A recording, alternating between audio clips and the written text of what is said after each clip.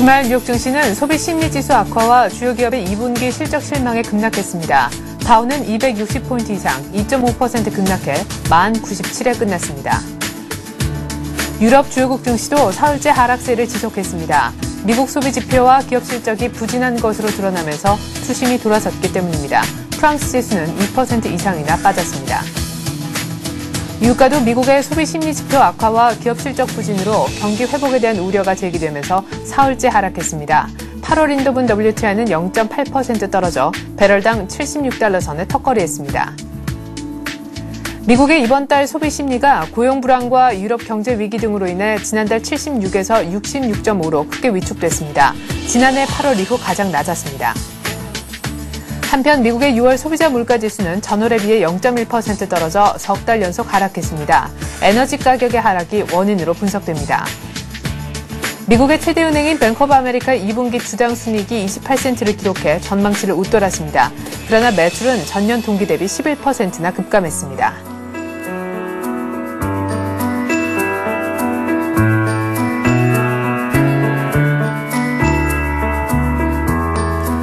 안녕하십니까. 굿모닝 센증시의 최리나입니다. 지난 주말 뉴욕 증시가 급락했습니다. 다우가 2.5%, 260포인트 정도 빠지면서 1097포인트에 마감해 만선을 가까스로 지켰는데요. 나스닥은 3% 이상이나 빠지면서 더 큰 폭의 낙폭이 있었습니다. 무엇보다 실적과 지표, 양쪽에서 모두 좋지 못한 소식들이 있었는데 로이터 미시건대가 발표한 7월 소비자 신뢰지수가 또한 급락해서 경기 회복 우려감을 증폭시켰고요. JP모건 체이스의 바통을 이어받은 뱅크 오브 아메리카와 시티그룹 2분기 매출이 좋지 못하면서 주가 지수뿐만 아니라 뉴욕 증시 전체도 급락하는 모습이 연출됐습니다. 자세한 글로벌 증시 전문가와 함께 알아보죠. 에임고 매니지먼트에서 강효석 과장 나오셨습니다. 안녕하세요. 안녕하십니까. 네, 지표라든가 또한 기업들의 실적 둘 중에 하나는 좀 괜찮아야 좋을 텐데 양쪽 모두 좋지 못하면서 뉴욕 증시 급락한 것이 아닌가 싶네요. 네, 경제 지표가 요즘 들어가지고 이제 상당히 안 좋게 나오고 있는데요. 네. 지난주 금요일에도 마찬가지로 경제 지표가 상당히 안 좋았고 기업 실적 역시 이제 시장에서 예상했던 그런 순이익 같은 거는 넘어섰지만 매출이나 이런 것들이 시장의 예상치를 하회하면서 시장이 이제 큰 폭으로 하락을 했습니다. 그래서 주간으로는 2% 이상 상승하기도 했었지만은 결국 주간 단위로 마이너스로 전환했는데 네. 가장 시장에 영향을 많이 미쳤던 것은 이제 뭐니 해도 이제 미시간 소비자 심리 지수입니다. 그래서 이게 9.5포인트가 하락을 했는데요. 네. 9.5포인트가 하락하면서 이제 66.5를 기록해서 시장을 급락시키는 포인트가 되었고 또 이날 이제 실적을 발표했던 이제 뱅크 오브 아메리카와 시티그룹이 매출액이 좋지 않다. 네. 또 이제 21일 날 오바마가 이제 금융개혁 법안을 도장을 찍을 것이다 이런 악재와 같이 함께 맞물려가지고 네. 은행업종이 가장 큰 폭으로 하락을 했습니다. 5% 이상 하락을 했고요. 네. 네, 마지막으로 실적을 발표했던 GE도 순이익이 좋았지만은 역시 이제 매출 개선 부족이 주가의 발목을 잡는 형국으로 작용을 했고 네. 그래서 미국은 이제 경기 순환 업종을 제외한 전 업종이 하락을 했고 다우 30개 종목이 모두 하락했습니다. 그리고 네. 국채 시장에서는 이제 미국채 2년물이 신저가를 기록하면서 리스크 회피를 이제 바탕으로 해서 국채 랠리의 신고가는 계속되고 주식시장이 좀 부담으로 작용하고 있다 이렇게 말씀드릴 수 있습니다. 네, 그래 실적도 좋지 못한 데다가 경기 둔화 우려를 계속해서 자아낼 수 있을 정도로 지표가 안 좋아지는 상황에서 이제는 주식시장보다 채권시장을 쳐다보는 투자자들이 점차 늘어서 2년물 기준으로 봤을 때 거의 피크를 기록했다라는 얘기셨는데요. 자, 일단 이날 경제지표가 악재였기 때문에 지표부터 먼저 살펴보도록 하겠습니다. 로이터 미시간대가 내놓은 소비자 신뢰지수 6월 달 지표는 사실 2년 내 최고였는데 때문에 상대적으로 더 안 좋아 보였던 것도 같아요. 네, 6월에 발표했던 소비자 심리지수가 이제 76을 기록했었는데요. 네. 66.5를 기록하면서 9.5포인트가 하락을 했습니다. 근데 이게 9.5포인트 이상 하락한 전례가 이제 2000년 이후에 3차례가 있었고요. 네. 2000년 이전에 3차례가 있어가지고 총 6차례였는데요. 하나씩 이제 제가 주가 추이를 한번 봤었는데, 네. 2008년 10월에 리만 브러더스 파산 한 달 후에 있었고, 2005년 10월에 허리케인 카트리나 불어왔을 때 있었고, 네. 2001년 9월 9.11 테러 때 있었습니다. 그리고 1980년에는 2번 있었고요. 3월달, 11월달 이때가 이제 미국 경기 침체고 더블 딥으로 들어갔을 경우였고, 네. 1990년 8월이 있었는데 이 6번 중에 5번은 주가가 지수가 반등을 했었습니다. 그래서 그달은 좀 빠졌는데 오히려 상승 랠리의 시발점이 됐던 그런 경험이 있고요. 네. 근데 딱 한 번 이제 1980년 11월에만 고점으로 작용을 했었는데요. 네. 그때가 지금이랑 비슷하게 이제 WDB의 이유로서 소비자가 이제 아무런 뭐가 없이 악재 없이 소비자 네. 심리 지수가 급락했던 경우가 있습니다. 그래서 그때도 이제 주가가 고점을 갱신할 것처럼 했었지만은 실제로 WDB 오면서 이제 이후에 2년 동안 하락했는데 네. 이번에는 이제 어떻게 될지 좀 궁금하기도 합니다. 예, 그래요. 지금 뭐 WDB 그런 우려가 있긴 한데 WDB 실질적으로 왔었던 1980년 11월 이후에는 고점을 잠깐 찍었다가 또한 급격히 빠졌다라고 얘기를 하셨습니다. WDB 우려만 있는 지금 상황, 글쎄요, 과거의 그 어떤 케이스와 비슷해질까요? 한번 지켜보시기 바라겠습니다. 소비자 물가지수 관련해서 또 과거 데이터까지 한번 짚어보았고요. 소비자 심리지수였죠. 이제 소비자 물가지수도 나왔는데 그 전에 이미 생산자 물가지수가 나와서 이제는 사실 인플레 걱정은 거의 안 하는 게 뭐 거의 분위기가 됐어요. 물가지수 측면에서는요. 네, 그래서 지금 인플레이션 우려는 많이 접어졌고요. 네. 아시아 시장은 물론 이제 제외하고, 뭐 유럽 같은 경우는 지금 디플레이션 공포가 아직도 계속되고 있고요. 예. 미국도 지금 소비자 물가지수가 3개월 연속 마이너스가 나오고 있는데, 그 생산자 물가지수와 함께 이게 디플레이션으로 가는 것이 아니냐 이런 우려들이 있습니다. 예. 물론 이제 그런 우려들이 많이 희석된 이유가 이제 근원 CPI 때문인데요. 네. 이제 식료품하고 이제 유가를 제외한 에너지 가격을 제외한 근원 CPI가 3개월 연속 그래도 5개월 동안 플러스 0.1이나 0.0을 기록하고 있기 때문에 네. 아직은 디플레이션을 우려하고 있지 않다. 그래서 말씀하셨던 것처럼 인플레이션 우려는 많이 지금 사그라진 그런 상황입니다. 네. 자, 그리고 뭐 주목할 만한 지표인지 잘 모르겠습니다만 미국의 5월달 자본 유출입 관련해서도 결과가 나온 것 같습니다. 결과 어땠는지 좀 전해주시죠. 네, 5월 달에는 이제 4월 달에 830억 불 증가를 했었는데요. 네. 장기 자본이. 근데 6월 달에는 오히려 이제 354억 불 증가했습니다. 하지만은 아직까지는 마이너스가 아니고요. 네. 플러스인 상황이기 때문에 뭐 이거는 이제 시장 심리에 크게 악재로 되진 않았다 이렇게 말씀드릴 수 있겠습니다. 네. 자, 이렇게 해서 소비자 물가 지수 그리고 7월 로이터 미시간대가 발표한 소비자 신뢰 지수 살펴봤는데 무엇보다 시장이 좀 악재로 안 좋았다라고 느꼈던 것이 이제 급락했던 7월 소비자 신뢰 지수가 아니었나 싶습니다. 자, 지금부터는 좋지 못했었던 기업들의 실적 살펴볼 텐데요. 첫 주자인 JP모건이 예상치를 웃도는 실적을 내놓았긴 했었는데, 네, 뭐, 그 내용을 봤을 때 여전히 어떤 IB 부분의 어떤 그 창출 능력이 별로 좋지 않다라고 해서 질 안 좋은 호실적이다 이런 평가가 있었죠. 뒤이어서 발표하는 미국의 금융주들의 실적 때문에 더 주목을 끌었었는데요. 뱅크 오브 아메리카 그리고 시티그룹의 실적이 나왔는데 보니까 주가가 뭐 9%, 6%씩 이렇게 급락을 했네요. 네, 금융업종들이 이제 금융개혁 법안하고 맞물려가지고 네. 큰 폭의 하락을 기록했는데요. 뱅크 오브 아메리카나 시티그룹 같은 경우도 이제 주당 순이익 같은 경우는 뱅크 오브 아메리카가 0.27이었고 시티그룹이 0.09, 컨센서스를 약 한 20-30% 웃도는 실적이었습니다. 근데 매출액이 이제 감소를 했는데 매출액이 이제 연간 해가지고 한 11% 뱅크 오브 아메리카 감소를 했고요. 시티그룹이 33.3%가 감소했습니다. 그래서 이것이 이제 업황이 살아나는 것이 아니고 대손 충당금이 줄어들고 구조조정 때문에 이익이 증가했지만 앞으로는 매출이 감소했기 때문에 그 업황은 좋지 않다. 이렇게 네. 해석을 했고요. 예. 물론 이제 JP모건도 마찬가지로 해석이 돼가지고 트레이딩이나 IB 쪽이 좋지 않고 그렇죠. 대손 충당금 쪽이 좋았다. 뭐 이래가지고 주가의 발목을 같이 많이 잡았었고 네. 골드만삭스는 소폭 상승하긴 했지만은 이제 물론 이제 이슈가 있었죠. 골드만삭스는 네. 뭐 기소당했던 그 벌금을 5억 5천만 달러만 내기로 했다. 네. 그래가지고 5억 5천만 달러는 물론 이제 순이익의 5%도 되지 않는 네. 그런 벌금이기 때문에 예. 네, 호재로 작용했었지만 뭐 장중에 낙폭을 키워가지고 결국 별로 오르지 않았었고요. 은행업종은 그렇게 안 좋았었고 마지막에 발표했던 GE 역시 컨센서스를 상회했습니다. 0.33센트의 이익을 냈었고요. 네. 0.27센트가 이제 컨센서스였는데. 네. 근데 이것도 이제 풍력 터빈 쪽에 성장성을 많이 두고 있고 이쪽에 이제 밸류에이션 가중치가 많이 두고 있는데 네. 이익이 많이 났던 쪽은 헬스케어 쪽이었기 때문에 이제 주가는 이제 약세를 보였다. 주력 산업은 별로 그렇게 예, 좋지 않았다 이렇게 이제 해석을 했습니다 시장에서. 네. 그래요. 실적 발표들이 오히려 줄줄이 하락을 했습니다. 이것이 오히려 주가라도 좀 좋았으면 좋겠는데요. 뱅크 오브 아메리카, 시티그룹 모두 다 일단 매출이 좀 부진하다라는 의견, 그리고 제너럴 일렉트릭 역시도 매출이 좀 예상치에 미치지 못했던 것 같습니다. GE마저도 좋지 못했었고, 또 구글도 그 전에 이미 실적을 장 끝나고 내놓았었죠. 이것이 또 구글도 보니까 주가가 한 7% 정도 종가 기준 급락을 하면서 기술주 나스닥이 한 3% 이상 밀리는데 큰 안 좋은 쪽으로 공헌을 했었던 것 같습니다. 자, 그리고 오늘 밤 말고 그 내일 밤에는 골드만삭스가 또 실적을 발표하기 때문에요. 골드만삭스 실적도 좀 지켜볼 만한데 일정은 좀 차후에 챙겨보도록 하겠습니다. 애플에 관해서도 좀 간단하게 여쭤보고 싶은데, 스티브 잡스가 수신감도 저하 문제 때문에 기자회견을 하지 않았습니까? 네, 애플도 사실 이번 주 우리 시각으로 화요일 밤이죠. 골드만삭스하고 같이 실적을 내놓기 때문에 좀 주가가 특별히 실적 측면에서 관심을 끌고 있는데, 애플은 또 소폭이나마 떨어졌더라고요. 기자회견을 했는데도. 네, 그래서 처음에 기자회견을 했을 때는 IT 애널리스트들은 이제 긍정적인 반응을 내놨었고요. 왜냐면 네. 리콜을 하거나 뭐 다른 조치를 취했다면 돈이 많이 들었을 텐데, 네. 뭐 고무 껍데기 하나 주면서 이제 이것을 해결하려고 했으니까 예. 일단 주가가 뭐 애널리스트들은 긍정적으로 평가를 했습니다.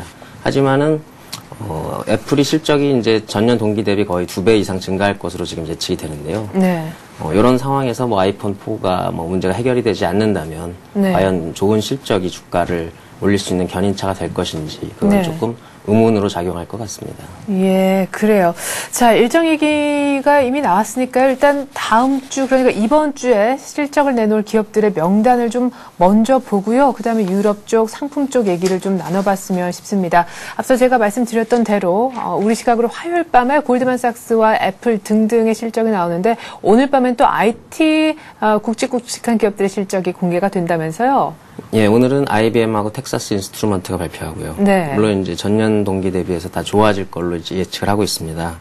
그리고 화요일 날은 이제 애플과 이제 GS, 야후가 발표를 하는데, 뭐 GS를 골드만삭스를 제외하고는 애플이나 야후 같은 경우는 전년 대비 좋아질 것이다라고 이제 예측이 되고 있고요. 수요일 날은 이베이, 그다음에 모건 스탠리, 퀄컴 모두 다 컨센서스는 전년 동기 대비해서 좋은 상황이고, 네. 목요일 날은 아마존, 캐터필라, 마이크로소프트, UPS 역시 마찬가지고, 금요일 날 맥도날드하고 버라이즌. 그래서 이번 주에는 이제 상당히 굵직굵직한 기업의 실적 발표가 많다, 이렇게 말씀드릴 수 있습니다. 네. 자, 골드만삭스 실적이 과연 좀 시장에 반짝할 수 있는 재료가 될 수 있을까 싶기도 한데, 지금 쭉 보면 JP모건 체이스 빼고는 딱히 시장이 오히려 많이 실망한 듯한 그런 모습이고요.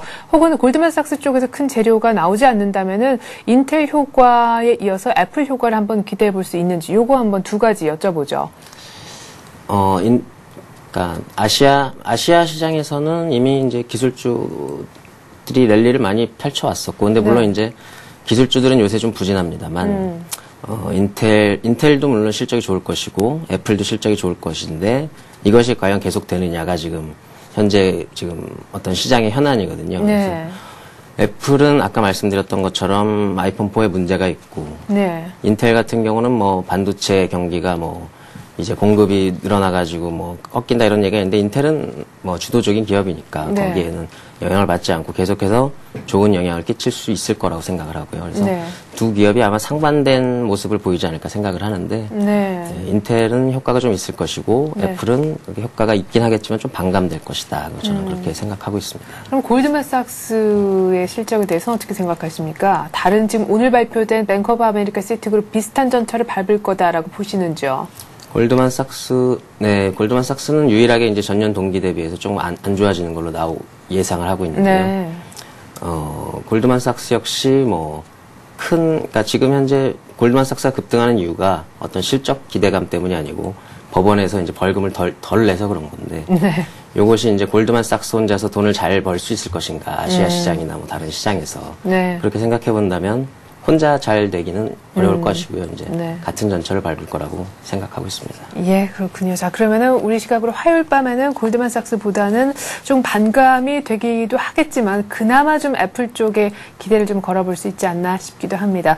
자, 그리고 유럽 쪽 마감 상황도 한번 보죠. 유럽도 사흘째 약세 국면에서 못 벗어나고 있는데, 지난 주말 유럽 마감도 어떻게 됐는지 좀 전해주십시오. 금융주가 많이 떨어졌네요. 네, 유럽 역시 이제 7월달 소비자 심리지수에 이제 가장 큰 영향을 받았었고요. 미국 금융주들이 이제 실적 때문에 빠진 것처럼 유럽도 이제 금융주들이 많이 매도 압력을 받아가지고 도이체방크가 뭐 2.9%, 그다음에 바클레이즈가 5.2% 하락하면서 금융주들이 이제 지수를 주도적으로 끌어내린 그런 형국이 돼서 영국과 독일은 1%대 하락을 했고 프랑스는 2% 넘는 그런 하락을 했습니다. 네. 자, 이렇게 해서 유럽 마감 상황까지 한번 살펴봤습니다. 영국 쪽에서 특별히 금융주의 하락 눈에 띄었고, 프랑스가 주요국 3대 그 증시 중에서는 가장 큰 낙폭을 그려냈네요. 자, 그리고 유가도 유럽처럼 사흘째 지금 하락하고 있는데 역시 지표가 안 좋아서였을 것 같습니다. 지표 부진, 곧 달러 약세로 최근 들어서 이어지고 있는데, 달러와 달러 유로 환율도 함께 좀 짚어주시겠어요? 네. 상품 시장도 마찬가지로 이제 7월 달에 소비자 신뢰 지수 영향을 많이 받았고요. 네. 유가는 이제 경기 회복하고 이제 원유 수요가 둔화된다는 우려가 이제 팽배해서 거래량도 올해 최저치를 기록했습니다. 그러면서 투심이 얼어붙은 모습이 나타났고, 달러 같은 경우는 이제 소비 심리 악화 등의 이유로 하락을 하고 있었는데요. 2년 국채 수익률이 최저치다. 그래서 미국 국채에는 돈이 몰리고 있다 이런 뉴스에 힘입어가지고 보합까지 상승을 했고, 네. 유로화는 이제 반대로 오르다가 다시 이제 하락하면서 마감을 했고요. 네. 전날과 다르게. 그리고 예. 금 가격은 이제 CPI가 약세를 보이면서 아까 말씀드렸던 것처럼 인플레이션 발생 가능성이 둔화되면서 하락 마감했습니다. 네, 그렇군요.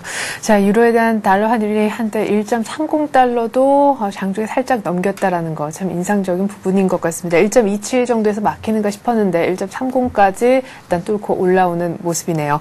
자, 이번 주에 발표될 뉴욕 증시 중심의 주요 기업들 실적 스케줄은 저희가 앞서서 미리 한번 살펴드렸었는데요. 이제 지표의 일정도 한번 봐야겠습니다. 그런데 이번 주 지표 쪽에서는 딱히 기대할 게 없다고 들었는데 주택 관련 지표가 많아서이죠. 예, 주택시장 지수하고 뭐 건축 허가, 주택 착공 이런 지표가 발표되는데요. 네. 이런 쪽에서는 별로 기대할 게 없을 것 같고, 오히려 이제 주가에 영향을 미칠 만한 거는 이제 20일 날 실업수당 연장 법안이 국회에서 통과가 이제 어떻게 통과가 될 것인지를 놓고 이제 싸우는데, 네. 이게 통과되면은 이제 미국에서 어떤 한번 모멘텀이 있을 수 있을 것이고, 그다음에 22일 날 버냉키가 연설할 때 경기 부양책을 준비한다는 혹시 말을 할 수 있으니까 요거를 한번 염두에 둬야 될 것이고. 네. 23일 날은 EU의 스트레스 테스트가 있는데. 그래요. 이게 문제죠. 요거는 이제 제 생각에는 주 중에 이미 다 이제 살짝씩 반영을 할 거기 때문에 그 주중에 금융주의 흐름이 어떻게 되는지 체크해 보셔야 될 것 같습니다. 네, 경기 선행 지수도 나온다면서요? 예, 경기 선행 지수가 7월 22일 날 같이 발표를 하는데 버냉키 스피치 때문에 많이 어떻게 좀 희석될 거라고 생각하고 있습니다. 네, 그래요. 자, 이번 주 뭐 주택 경기 선행 지수, 실업수당 뭐 관련해서 많은 지표와 또 일정들이 기다리고 있는데요. 이쪽에는 크게 지금 기대를 거는 것이 없는 가운데 역시 또한 실적이 이런 안 좋은 지표들을 많이 좀 상쇄시키는 호재 역할을 해줬으면 좋겠습니다. 어쨌거나 급락했던 뉴욕 증시 그리고 사흘째 약세 국면을 이어가고 있는 유럽 증시 주말 마감 상황 자세히 한번 들어봤습니다. 에임고 매니지먼트 강효섭 과장과 함께했습니다. 과장님 잘 들었습니다. 감사합니다.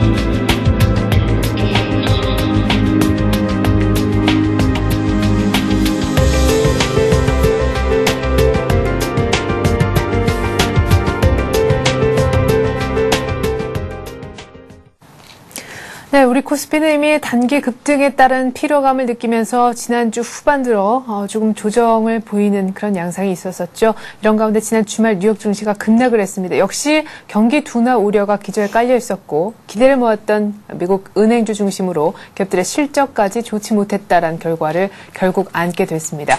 오늘 우리 장 또 이번 주 우리 증시 어떤 흐름을 보일까요? 전망 들어보는 시간 가질 텐데요. 신한금융투자 영등포 지점에서 조재석 부장 나오셨습니다. 안녕하세요. 네, 안녕하십니까. 안녕하십니까? 네.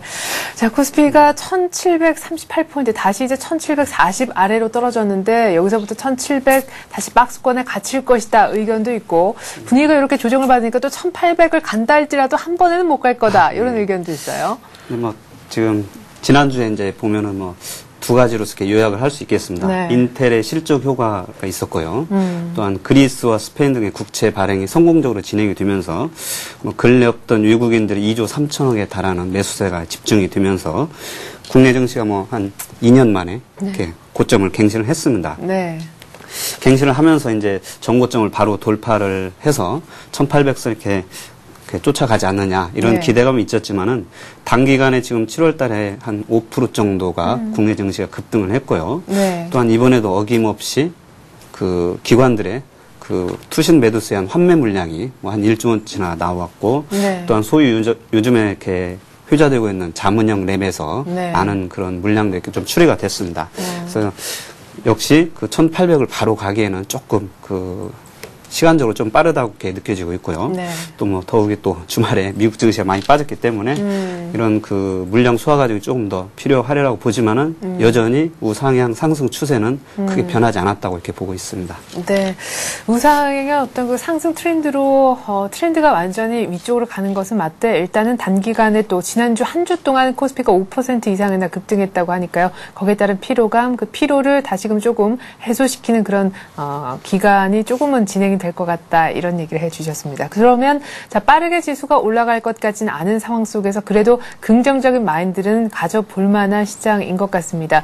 자, 지난주에 들어서 좀 느낀 것은 지난주 후반 들어서 이제 조정이 조금 보여졌었는데 외국인들이 많이 사도 지수가 못 가는구나 이런 게 느껴졌었거든요. 역시 반대편에 투신권의 펀드 환매성 매도가 있었기 때문이죠. 그렇죠. 지금 외국인들이 이제 뭐 간만에 많이 매수를 했기 때문에 예전 같으면 바로 올라가리라고 봤지만 그 지금 1700선 이상에서 1800선까지의 한 21조 원에 달하는 그런 그 펀드 가입 물량이 있고요. 네. 또한 1800선에서 1900선에서는 뭐 한 거의 한 30조 원에 달하는 그런 그 주식형 펀드 물량들이 있습니다. 따라서 그런 그 지금까지 펀드에 물려있던 물량들의 소화 과정이 좀 필요하리라고 보여지고 있고요. 네. 또한 그 해외 증시, 특히 이제 미국이나 지금 중국의 경기 지표가 요즘에는 좀 안 좋게 나오고 있습니다.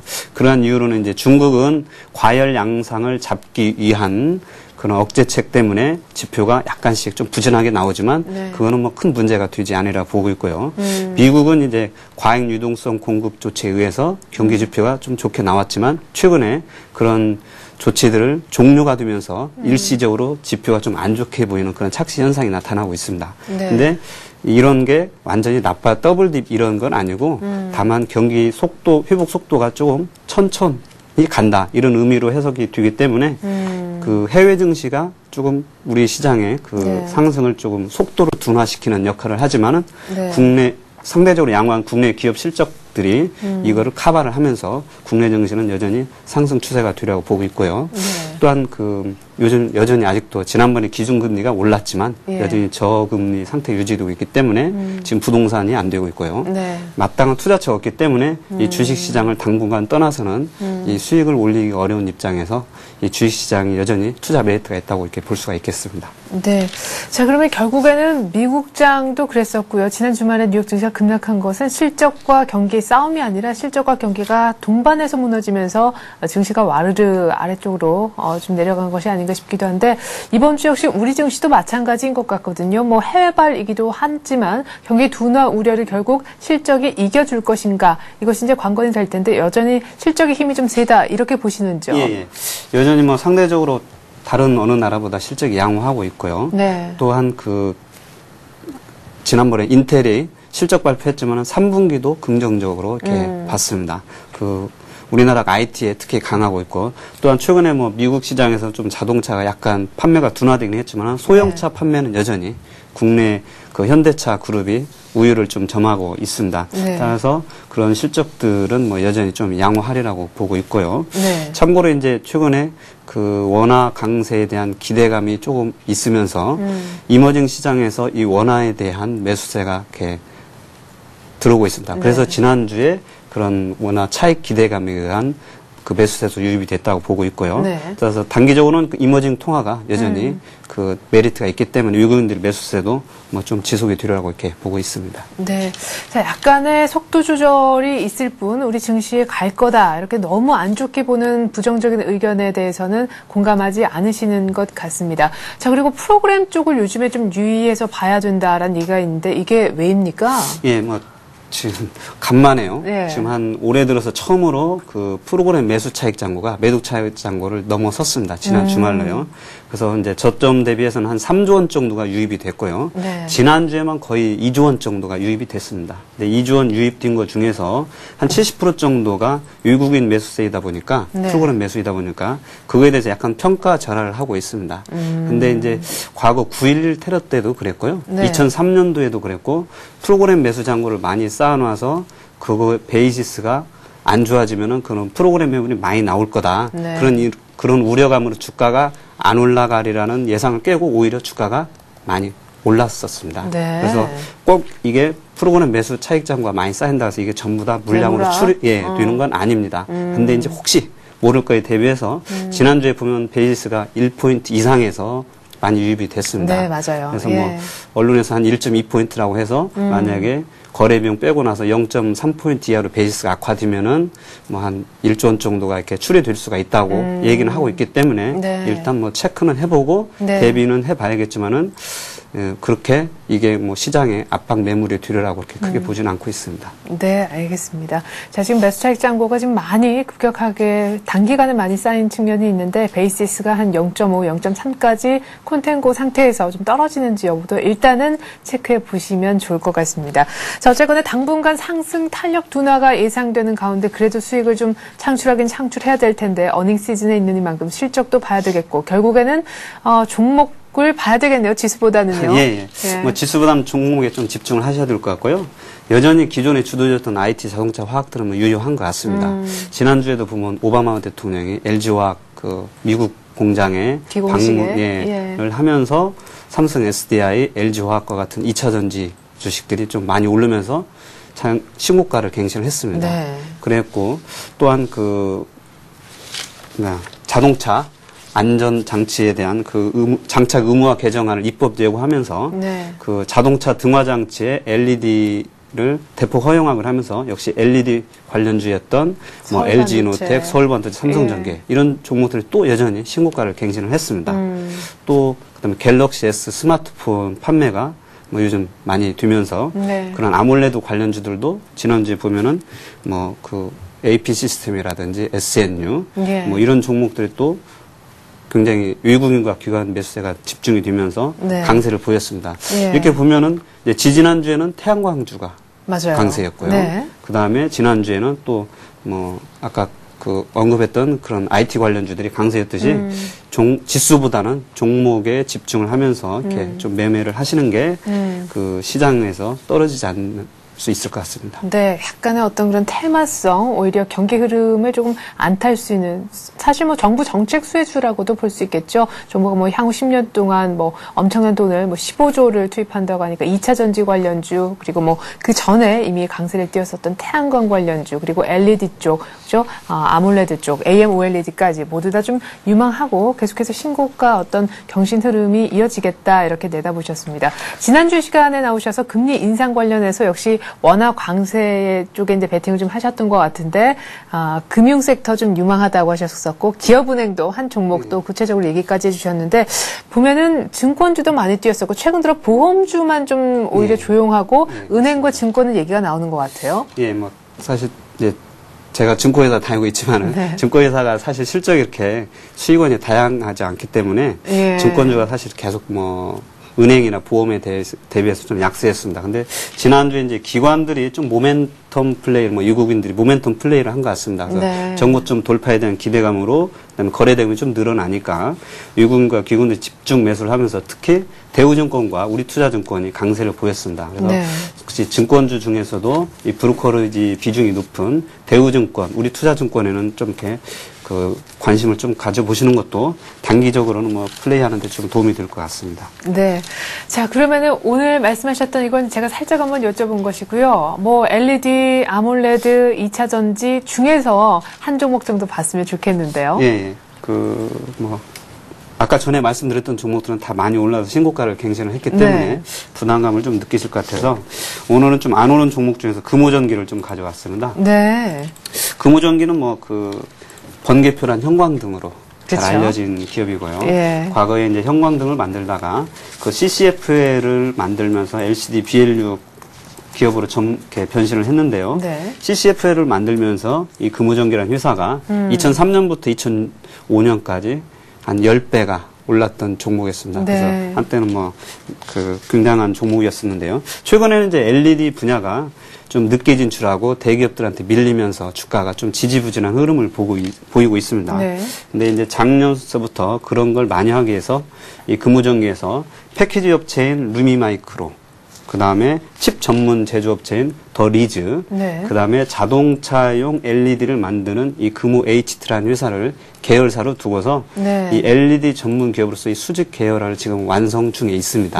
그래서 올 한 3분기 정도에는 그 LED, BLU 패키지 양산 기술을 확보해서 네. 시장에 내놓으리라고 이렇게 예상이 되고 있고요. 네. 따라서 실적은 2008년까지는 내리 한 2006년서부터 3년까지는 안 좋았는데요. 네. 2009년도에는 실적이 한 20% 좋아졌고요. 네. 올해도 한 25% 정도 영업이 느리라고 이렇게 보고 있고요. 내년도에는 그런 이제 LED 생산량이 늘어나면서 더욱 좋아지라고 보고 있습니다. 네.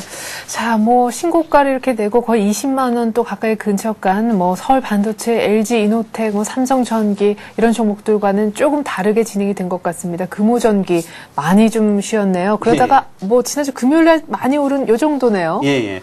뭐 차트를 보면서 말씀드리면요. 예.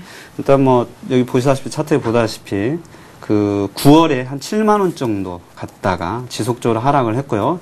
한 4만 원이 저점이고 고점이 6만 원 사이로 해서 한 지금 뭐 거의 한 8개월째 박스권을 기록을 하고 있습니다. 네. 근데 그러다가 지난주에 LED 뉴스가 나오면서 외국인과 기관의 매수세가 유입이 되면서 이렇게 장대 양봉을 기록을 했고요. 네.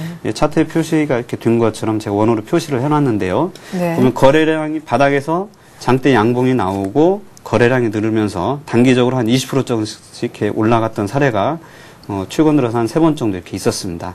이번에도 네. 역시 거래량이 급증을 해서 좀 기대를 해볼 수 있겠고요.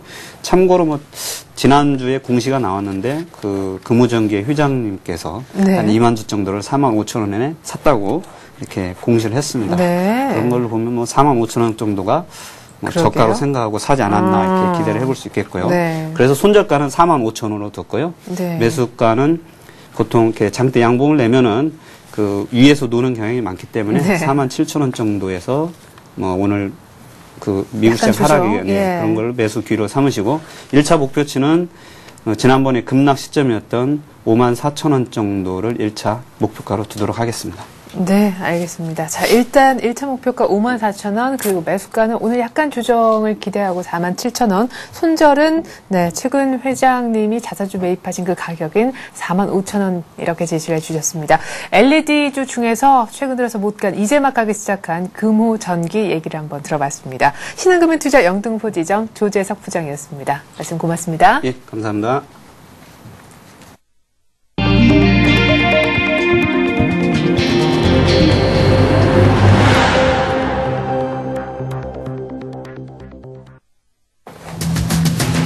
채권 투자의 위험을 분산할 수 있는 신용 부도 수합, 즉 CDS 지수가 국내에서 처음으로 만들어집니다. 그동안 개별 채권에 대한 CDS 상품은 있었지만 여러 채권을 한데 묶어 CDS 지수를 만드는 건 이번이 처음 있는데요. 어떤 효과가 있는 건지 효과까지도 알아보겠습니다. 하이닉스의 채권단이 LG그룹에 하이닉스 지분 인수를 전제로 한 위탁 경영 방안을 공식 제안했습니다. 이 방안에 대해 LG그룹은 지분 인수든 위탁 경영이든 하이닉스와 관련해선 관심이 없다면서 기존 입장에 변화가 없음을 거듭 밝혔습니다. 올 노사 단협에서 정년 연장에 합의하는 사업장이 늘고 있습니다. 이런 흐름은 베이비붐 세대 정년 연장이 필요하다는 사회적 분위기와 맞물려 앞으로 단협에서 정년 연장 문제가 핵심 화두로 떠오를 것으로 보입니다. 정부가 청년층의 취업 문제를 실질적으로 해결하기 위해 종합대책을 다음 달에 내놓습니다. 종합대책에는 산업 수요에 맞춘 단계적인 대학 구조 조정 등도 포함될 것으로 전망됩니다.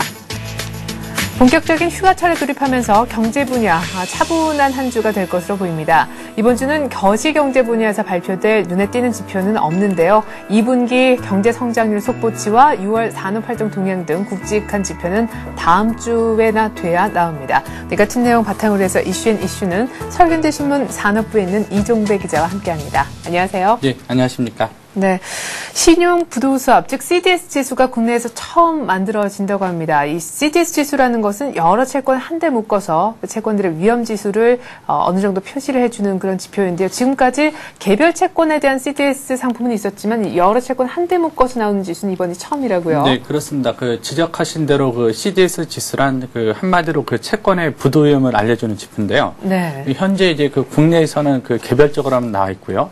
또 글로벌 시장에서도 삼성전자, 하나은행, 국민은행 등 국내 기업들의 채권 CDS 지수는 있는데요. 네. 문제는 달러 결제이고 또 한국을 제한 다른 아시아 기업이 포함되어 있어가지고 국내 투자자를 이용하기 매우 불편한 게 현실인데요. 네.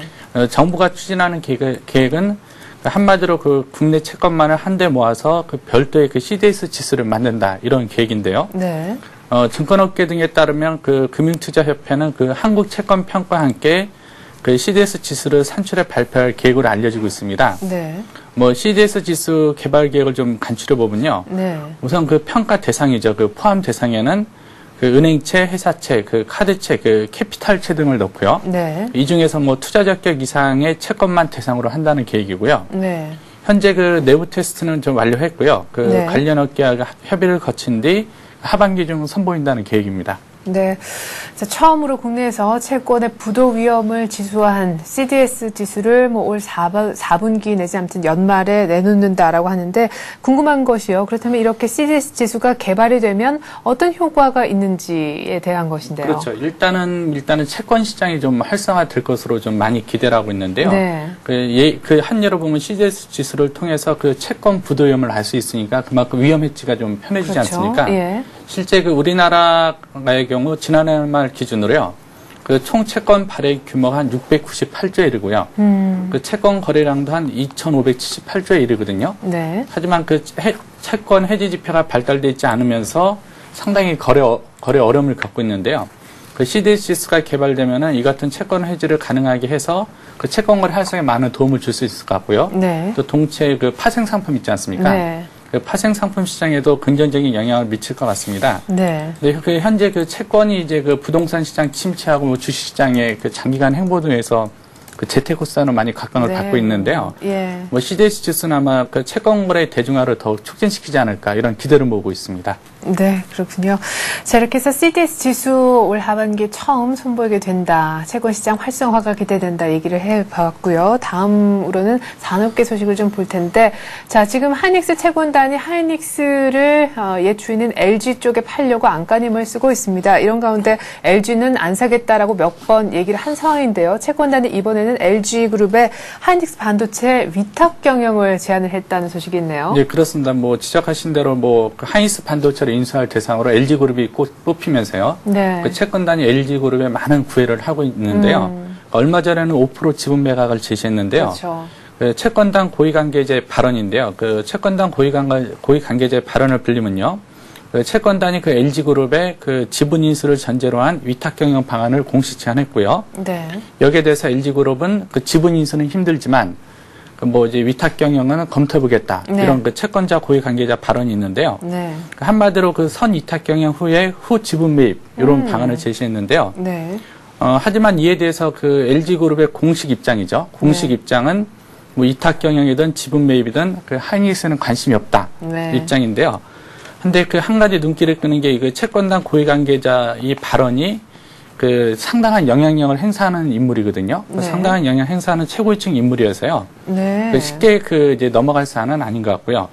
과연 이제 채권단과 LG 이런 전반적인 상황을 감안해 볼 때 채권단과 LG그룹이 하이닉스 반도체 위탁 경영을 놓고 물밑 협상이 이루어질 가능성도 좀 배제할 수 없는데요. 네. 일단은 LG그룹의 공식적인 부인 속에서 LG그룹이 어떤 향후 행보를 보일지가 좀 관심이 될 것 같습니다. 네. 자, 이렇게 해서 하이닉스 매각 주관사가 계속해서 LG의 인수를 타진하기 위해 여러 각도로 지금 힘을 쓰고 있는 이런 소식을 좀 전해 들어봤습니다. 다음 소식입니다. 현재 기업들이요, 단체 협약 협상을 진행 중에 있는데요. 고령화 시대에 대비하기 위해서 정년 연장을 결정한 사업장이 늘고 있다고요? 예, 그렇습니다. 현재 고령화 사회로 인해서 정년 연장이 좀 핫 이슈로 부상하고 있는데요. 네. 현재 노동계하고 정부는 정년 연장이 좀 필요하다는 입장이고요. 반면에 이제 경영계는 임금 체계 개선을 전제로 한 정년 연장이 필요하다. 상반된 의견인데요. 네. 이런 가운데 올해 노사 단협에서 정년 연장에 합의하는 사업장이 늘어나고 있던 소식입니다.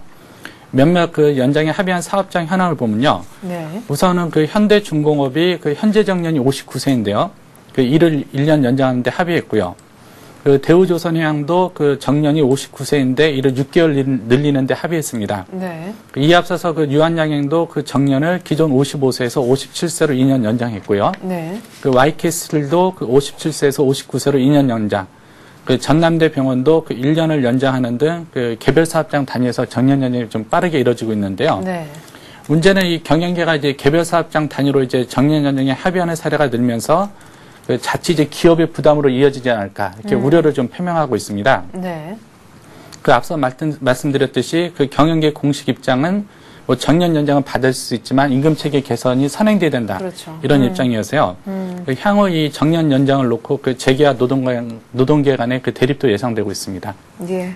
자, 그리고 6월에 고용동향 발표가 나온 지가 며칠 전인데 말이죠. 취업자 수는 증가했지만 양극화 현상이 일어나면서 오히려 청년 실업은 증가했다라는 안 좋은 뉴스를 아마 접하신 거 기억이 나실 겁니다. 이런 가운데 정부가 오는 8월에, 그러니까 다음 달이 되겠죠. 청년 실업 관련해서 종합 대책을 내놓는다고 하는데 여기에는 대학의 구조조정에 관련된 내용도 포함이 될 거라고요? 네, 그렇습니다. 청년층 실업 종합 대책은 한두 번이 아닌데요. 네. 8월에 나올 대책의 가장 특징은 단계적인 대학 구조조정, 이게 단계있다. 이게 좀 특징인 것 같은데요. 예. 일단 그리고 또 중소기업 취업자에 대한 인센티브 제공, 이런 것들은 특징일 것 같습니다. 정부의 8월 청년 실업 대책 구상을 보면요. 우선 경쟁력 없는 대학의 구조조정을 좀 가속화할 계획이거든요. 네. 이를 위해서 취업 직종, 학과별 취업률 등 취업률 관련 공시 정보를 강화해서요. 네. 재정 지원의 취업률 반영 비중을 좀 높일 방침입니다. 네. 또 공공기관의 청년 고용 비율도 높인다는 계획인데요. 현재 정원이 30명 이상인 정부 공공기관과 지방 공기업 등은 매년 정원의 3% 이상을 15, 29세 청년으로 고용토록 하고 있는데요. 네. 이거를 이제 특별 법으로 규정한다는 것도 담고 있고요. 네. 또 중소기업에 취직하는 대졸자들에게는 각종 인센티브도 제공한다. 이런 네. 안이 담겨 있는데요. 예. 아마도 이번 청년 실업 종합대책 특징은 청년 실업이 과도한 대졸자 양산으로 시작이 됐다. 이렇게 네. 판단하고 있고요. 이래서 취업률 정보 공시를 통한 대학 구조조정 가속화가 키포인트가 될 것 같습니다. 네. 자, 지금 정부에서는 지금처럼 대학 진학률이 80% 이상인 이런 상황에서는 계속해서 고용 취업자 수와 어떤 미스매칭 현상이 있기 때문에 결국에는 경쟁력 없는 대학을 조금 솎아내는 대학 구조조정 작업이 좀 선행돼야 되지 않나 이런 생각을 하고 있는 것 같습니다. 다음 달에 청년 실업 관련해서 종합대책 또 한 번 나온다라는 거 참고하시기 바라겠습니다. 자, 그리고 요즘 통신사 간의 경쟁이 아주 치열해지고 있습니다. 계속해서 잠자코 있었던 SK텔레콤이 무제한 데이터 서비스 관련해서 파격 요금 인하 경쟁까지 또 만들었기 때문인데 이번에는 SK텔레콤이요 4세대 이동통신 기술인 롱텀 에볼루션, 이 LTE 서비스를 도입하기로 했다고요? 네, 그렇습니다. SK텔레콤이 내년부터 4세대 이동통신 기술인 LTE 서비스를 도입하기로 전격 결정했다는 소식인데요. 네. 관련하게 따르면 SK텔레콤은 일단은 서울의 LTE 상용 서비스를 시작한 뒤요. 2012년에는 수도권 및 6대 광역시, 또 2013년에는 전국망 구축에 나설 계획이라고 알려져 있는데요. 또 LTE 전국망 구축을 위해서 내년부터는 모듈 방식 단말을 선보이고 이듬해에는 3G, LTE로 모두 사용할 수 있는 듀얼밴드 휴대폰을 출시키로 했다는 소식인데요. 네. 현재 통신 시장을 놓고 통신사 간 경쟁도 있지만 통신사하고 또 업체 간 네. 삼성전자라든지 LG는 합전 현상이 많이 나타나고 있지 않습니까? 예. 그래서 앞으로 이 통신 시장의 이런 합전 여행이라든지 경쟁이 갈수록 치열해질 것 같습니다. 네. 10배나 빠른 4세대 이동통신 아마 내년쯤엔 상용화되지 않을까 싶기도 한데 SK텔레콤도 이 분야 서비스에 또 발빠른 행보를 보이고 있다라는 소식이네요. 자, 끝으로 이번 주 국내 주요 일정 좀 살펴보고 싶은데 뭐 굵직한 일정들은 사실은 다음 주 그러니까 이번 그렇죠. 달 말에 예정이 돼 있죠. 네, 그렇습니다. 사실 이번 주는 경제 파트에서 큰 일정은 없고요. 네. 그리고 뭐 큰 일정은 없고 이제 오히려 그 기업의 어닝 시즌 2분기 실적 발표가 좀 본격화된다는 게 그렇죠. 좀 특징인 것 같은데요. 일단 일자별로 보면은 우선 19일에는 그 기획재정부에서 그 FTA 대책회의를 개최합니다. 네. 이번 대책회의에는 그 한미 양측이 그 FTA 제조정 협상을 합의하지 않았습니까? 네. 협상에 합의한 이후 첫 열리는 회의라는 점에서 좀 주목을 끌고 있고요. 그 20일에는 그 금융위원회에서 그 보증부 서민대출 운영 방안을 내놓을 예정인데요. 네. 그 보증부 대출은 그 정부가 80%가량 보증을 쓰고 이를 기반으로 서민들에게 대출을 제공하는 방식입니다. 네. 또 20일에는 그 한국은행에서 그 6월쯤 어음부돌 동향을 내놓을 예정이고요. 네. 또 22일에는 기획재정부 주관으로 그 위기관리 대책회의가 열릴 예정입니다.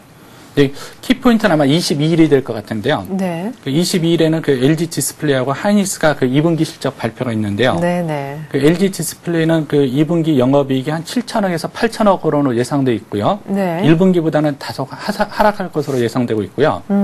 그 반면 이제 하이닉스는 영업이익이 그 1조 원대로 그 분기 기준으로 그 사상 최대 영업이익이 예상되고 있습니다. 네. 그리고 23일에는 그 국무총리실 주관으로 그 국가정책 조정회의가 열릴 예정입니다. 네, 하이닉스 이번 2분기 영업이익 1조 얘기는 뭐 옛날부터 나왔었는데, 그렇죠. 예, 이것보다 올 하반기 업황 둔화 때문에 6%나 급락했습니다. 하이닉스 오늘 얼마나 반등할지도 중요할 것 같네요. 자, 이렇게 해서 이번 주에 있을 국내 주요 일정까지 함께 챙겨보았습니다. 서울현대신문 산업부 이종배 기자였습니다. 이 기자 잘 들었습니다. 네, 감사합니다.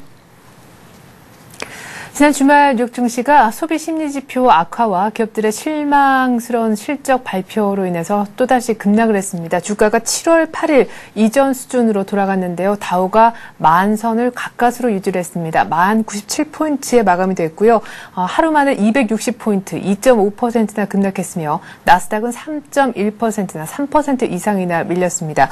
JP모건 체이스의 바통을 이어받은 또 다른 은행주죠. 뱅크 오브 아메리카 그리고 시티그룹 2분기 매출에 대한 실망 때문에 또한 시장이 별로 좋지 못한 반응을 보였었고요. 로이터 미시간대에서 발표한 미국의 7월 달 소비자 신뢰지수가 급락했다라는 소식도 지표 측면에서는 안 좋았습니다. 실적도 지표도 좋지 못했던 뉴욕 증시. 일단 숨 고르고 있는 우리 국내 증시에 오늘 장 초반은 안 좋은 어두운 그림자를 들이오는 요인이 아닐까 싶은데요. 자세한 우리 장 소식은 잠시 후 출발 센 증시를 통해서 해드리겠습니다.